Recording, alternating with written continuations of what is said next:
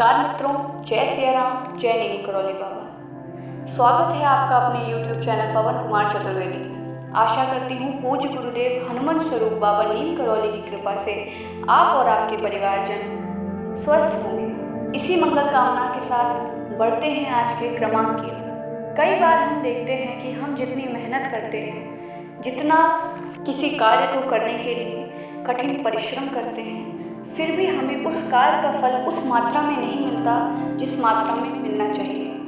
हम कई और लोगों को देखते हैं जिनका थोड़ा कार्य, थोड़ी मेहनत करने पर भी उन्हें उनके कार्यों का फल मिल जाता है। इसका अर्थ ये है कि हमारा भाग्य हमारा साथ उस मात्रा में नहीं दे रहा है जितना दूसरों का दे रहा है। हम बहुत मेहनत करते हैं, कठिन परिश्रम करते हैं, उसके बाद भी फल नहीं मिलता।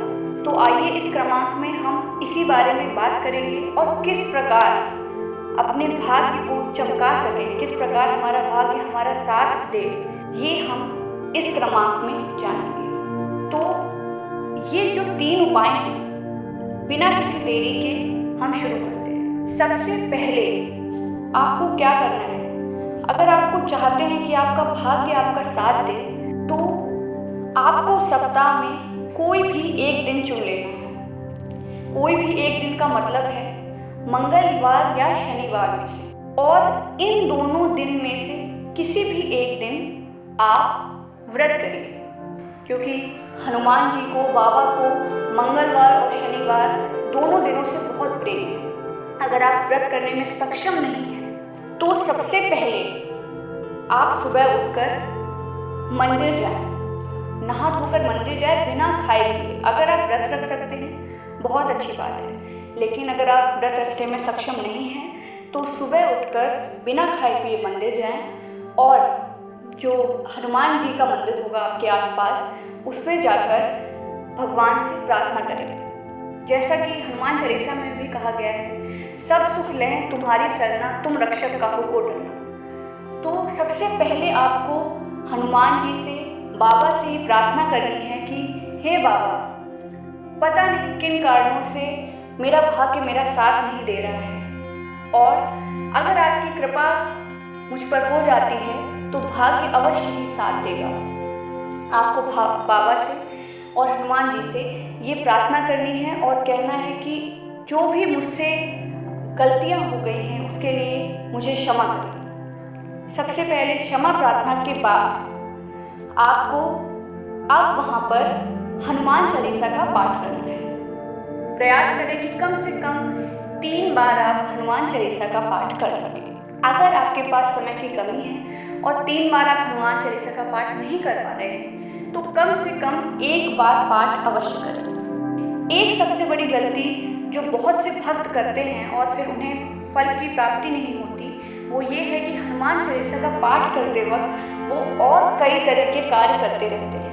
हनुमान चालीसा का पाठ भी कर रहे हैं, जल चढ़ा रहे हैं और इधर उधर अपनी चीज़ें करने में लगे हैं। तो इस गलती को बिल्कुल भी ना करें। बाबा के समीप जाएं, अपनी प्रार्थना करें और उसके बाद हनुमान चालीसा उनके समक्ष खड़े होकर पूरे मन से पढ़ें। इससे क्या होता है कि आपकी जो प्रार्थना है बाबा अवश्य ही सुनेंगे, आपकी प्रार्थना को भी सुनेंगे और आपके जो भाग्य में अड़चनें आ रही हैं उन्हें भी दूर करेंगे। तो पहला उपाय करने के बाद जो दूसरा उपाय है वो ये है कि आपको प्रयास करना है कि आप जय श्री राम या जय सिया राम इस मंत्र का पाठ करें। अर्थात आप 101 बार या 108 बार इसका जप कर सकते हैं। ज़रूरी नहीं है कि आप संख्या गिनें। कई बार आप कुछ भी काम कर रहे हैं या खाली बैठे हैं तो जय श्री राम का पाठ कर सकते हैं। इससे बहुत आपको शांति मिलेगी और आपके जो कार्य हैं वो बनने लगेंगे। अगर आपके पास समय नहीं है और आप नहीं कर पा रहे हैं पाठ, तो कम से कम 51 बार तो पाठ अवश्य ही करें इस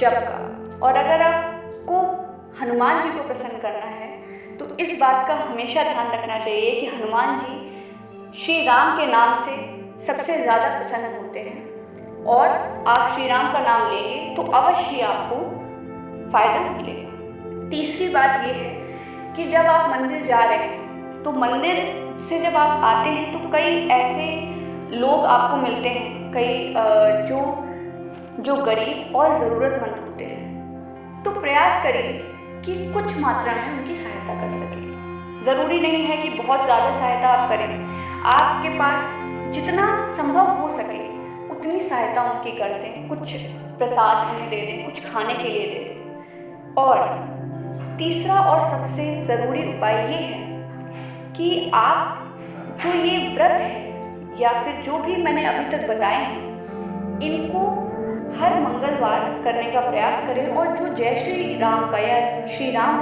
का जो पाठ है उसे रोज़ करें और 1 या 2 मंगलवार के बाद ही आपको परिणाम मिलना प्रारंभ हो जाएंगे। उसके बाद आप, जैसे कि हमारे यहाँ परंपरा भी होती है कि जो गाय है उसको रोटी खिलाएं। और आजकल हम देखते हैं बहुत सारी गाय हमारे घर के आसपास या बहुत जगह दिखती हैं। तो आप यदि गाय के लिए एक रोटी निकाल लें और रोटी खिलाएं तो इससे बहुत ज़्यादा बाबा प्रसन्न होते हैं और आपके भाग्य का उदय हो जाता है। तो आप इन तीनों उपायों का अनुसरण करके अपने भाग्य को चमका सकते हैं। और सबसे ज़रूरी बात जो इन 3 उपायों को करते वक्त आपको ध्यान रखनी है वो ये है कि आपका मन शुद्ध हो और इन्हें आप करते रहें, बीच में छोड़ें नहीं। अगर आप किसी कारणवश नहीं कर पा रहे हैं तो क्षमा प्रार्थना अवश्य करें। इससे जो आपके कार्य हैं वो बनने लगेंगे, किसी भी कार्य में रुकावट नहीं आएगी और जितनी आप मेहनत करेंगे उतने ही आपको फल प्राप्त होंगे। और एक बात जो ध्यान रखने वाली है कि यदि आपके आसपास कोई मंदिर नहीं है और आप मंदिर जाने में सक्षम भी नहीं हैं तो इसमें घबराने वाली कोई बात नहीं है। आप ये सारे कार्य अपने घर में भी कर सकते हैं। और यदि आपके पास हनुमान जी का कोई चित्र या मूर्ति नहीं है तो आप बाबा जी का चित्र रख सकते हैं, क्योंकि इन दोनों में कोई भी अंतर नहीं है। तो अंत में मैं यही कहूँगी कि सबसे ज़रूरी चीज़ ये है कि आपकी श्रद्धा होनी चाहिए और जो भी उपाय बताए हैं उन्हें करते वक्त आप पूर्ण मन से हनुमान जी या बाबा जी के प्रति समर्पित होने चाहिए। आपको अवश्य 1 या 2 मंगलवार में ही ये करने के पश्चात, मंगलवार या शनिवार में ही आपको फल अवश्य प्राप्त होगा। बस पूरी श्रद्धा से इस कार्य को करिए, जितने भी दुख हैं सब समाप्त हो जाएंगे। जो भी कार्य आप मेहनत से कर रहे हैं उनका फल प्राप्त होना शुरू हो जाएगा और आपका भाग्य का उदय अवश्य होगा।